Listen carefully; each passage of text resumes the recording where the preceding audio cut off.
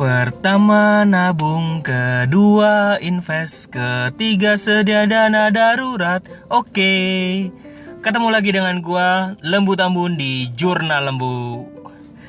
Apa kabar sore ini teman-teman? Kembali lagi dengan gue sore-sore siaran after working ya, after kerja. Dan tadi barusan gue nyanyiin lagu itu adalah lagu Mars yang dipakai oleh keluarga besar Gerakan Indonesia Cerdas Finansial. Jadi memang itu dipakai untuk ngingetin bahwa kita tuh selagi masih muda, selagi produktif, jangan lupa untuk nabung, jangan lupa untuk berinvestasi. Setelah nabung, berinvestasi ya, supaya kita jadi makin untung di masa depan. Nabung sama investasi adalah dua hal yang berbeda. Nabung adalah konsep dasar kita menyimpan uang kita, tapi berinvestasi mempercayakan uang kita untuk dikembangkan ya gitu. Jadi yang paling dasar adalah menabung. Kalau dari dasarnya waktu kecil aja kita nggak pernah diajarin nabung, jadi kedepannya kita akan makin sulit. Toh kalau kita lihat di sekolah-sekolah, kadang-kadang ada beberapa sekolah yang mengadakan sekolah tabungan sekolah ya. Sebenarnya tabungan sekolah itu ya supaya menghemat uang, disimpan dan untuk keperluan nanti kalau misalnya untuk kebutuhan ada ujian atau apa, mau beli alat tulis, nah itu dipakai gitu.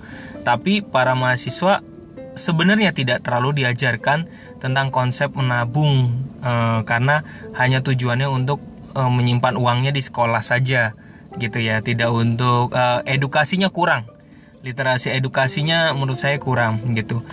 Tapi yang paling dasar sebenarnya bukan dipermasalahkan dari sekolahnya, tetapi yang dipermasalahkan harusnya itu adalah dari keluarga sendiri.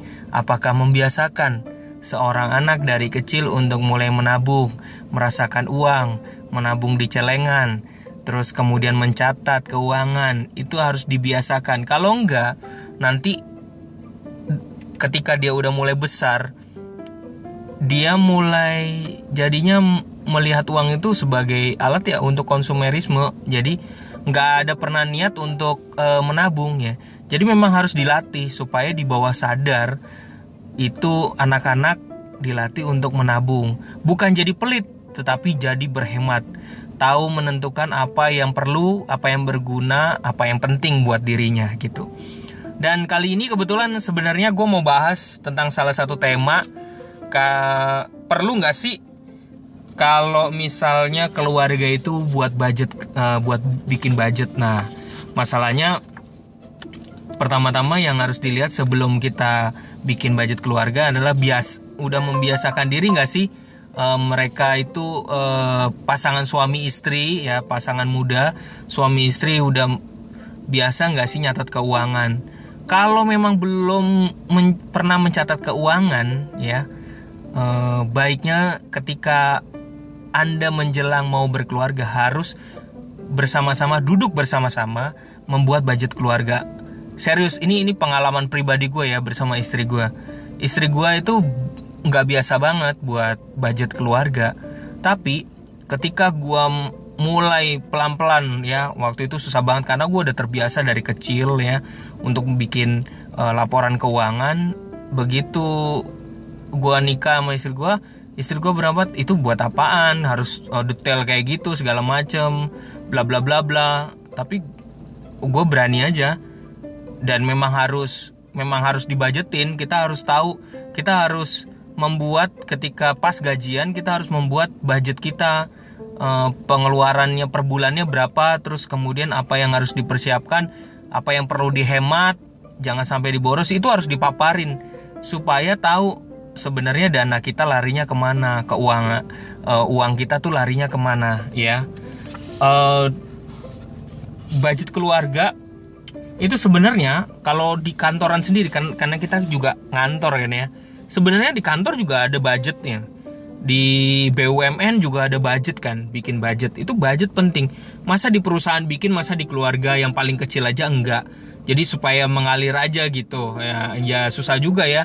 Jadi biar tahu sebenarnya proses budgeting itu, supaya tahu sebenarnya berapa besar penjualan atau pendapatan ya, berapa pengeluarannya, terus kemudian berapa biaya yang dibutuhkan.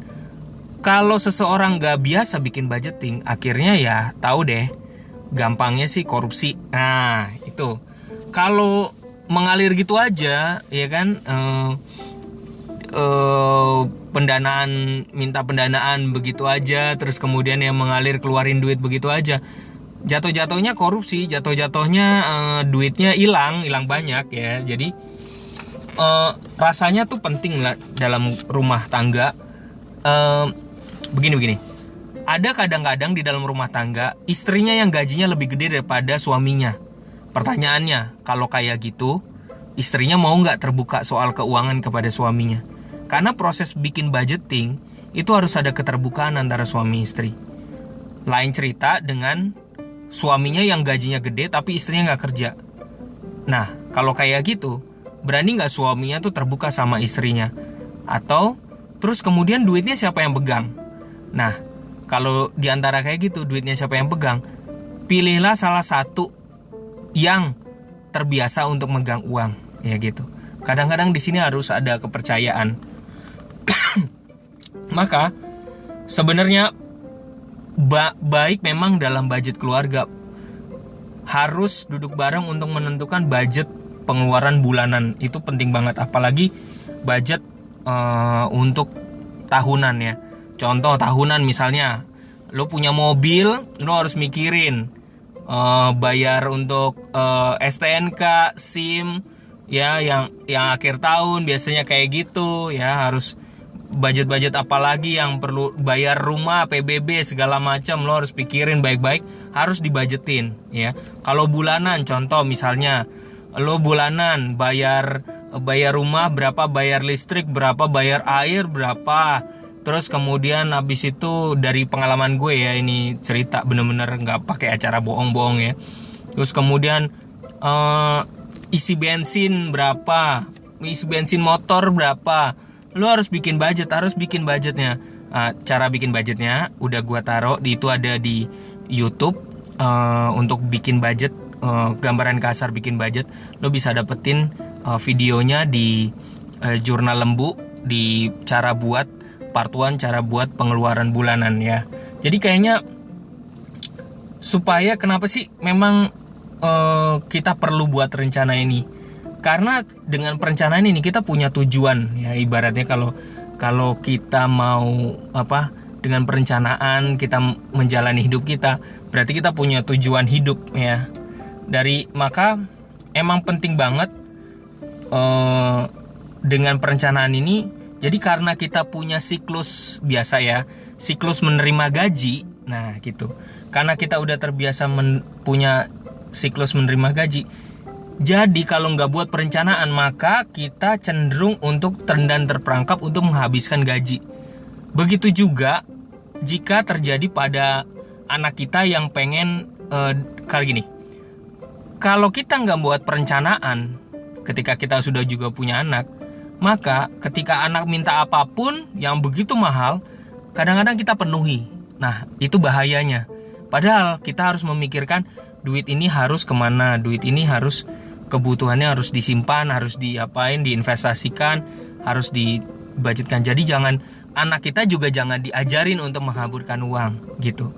So, semoga ini menjadi hal yang penting buat kita bersama.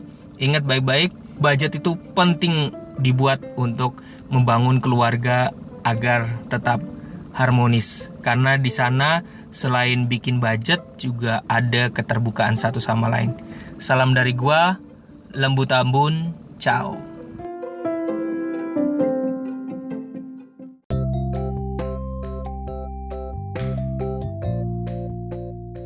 Oh iya guys, kasih komen jika ada sesuatu yang lo pengen tanya atau sesuatu hal yang pengen gue bahas di podcast gue. Salam, ciao.